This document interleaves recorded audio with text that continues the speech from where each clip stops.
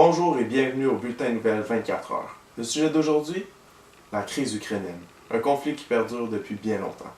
Tout d'abord, un contexte géographique s'impose. L'Ukraine est un pays entouré de la Russie, la Biélorussie, la Roumanie ainsi que la Pologne. Parlons maintenant de la composition ethnique du territoire. L'Ukraine est composée à 80% d'Ukrainiens, à 20% de Russes et il y a une faible minorité hongroise, bulgare ainsi que biélorusse. Ce contexte ethnique et géographique est essentiel afin de bien comprendre la crise ukrainienne. En effet, ce conflit oppose les Ukrainiens de l'Ouest, qui sont soutenus par les États-Unis, aux Ukrainiens de l'Est, eux soutenus par la Russie. Ce conflit a débuté le 21 novembre 2013 et perdure encore aujourd'hui. Les origines de ce conflit remontent au temps où l'Ukraine appartenait à la Russie. Depuis ce temps, la population ukrainienne est divisée en deux par des tensions d'appartenance.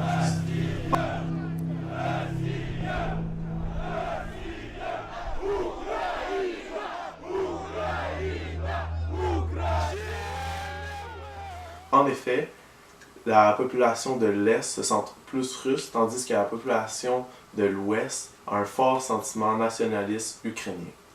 La cause directe du conflit serait plutôt liée à la décision du président Yanukovych de ne pas signer l'accord d'association avec l'Union européenne, ce qu'il avait promis de faire.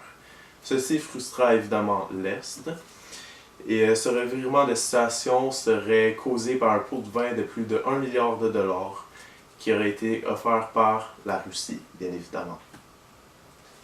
Cet événement a donc mené à la série d'événements suivants. Une manifestation de dizaines de milliers d'Ukrainiens, en majorité de l'Ouest, a lieu à la place Maïdan, la cause étant le refus de l'accord d'association avec l'Union européenne. Ensuite, le 14 janvier 2014, il y a des décès du côté des protestants. Les responsables, les forces de l'ordre. Après cela, Yanukovych est destitué de son rôle de président par le Parlement. Il sera remplacé par un pro-européen. Les pro-russes sont mécontents de cette décision. Le Donbass déclare son indépendance. Ensuite, la Russie prend la Crimée, car elle considère le pouvoir en place illégitime. La Crimée n'est pas mécontente de cet événement car elle s'est toujours plutôt considérée russe. L'Ukraine est en ce moment en attente. Elle attend l'approbation de l'Union européenne. Sur le plan diplomatique, plusieurs mesures ont été prises. En voici 3. Le 21 janvier 2014, le président Yanukovych et les responsables de l'opposition signent un accord pour sortir de la crise. Le 21 mars de la même année, les États-Unis et l'Union européenne renforcent les mesures prises contre la Russie. Les États-Unis sont les premiers à cesser leur coopération militaire avec la Russie. Finalement, le 17 mars 2014, l'Union européenne fait une liste noire de personnes qui profitent de la crise ukrainienne. Cette liste englobe également des compagnies. Dans tout cela, les institutions internationales ont agi et tenté de régler le conflit. En effet, M. Ban Ki-moon, le secrétaire de l'ONU, s'est rendu sur place et a tenté de faire signer un accord de paix entre les deux parties.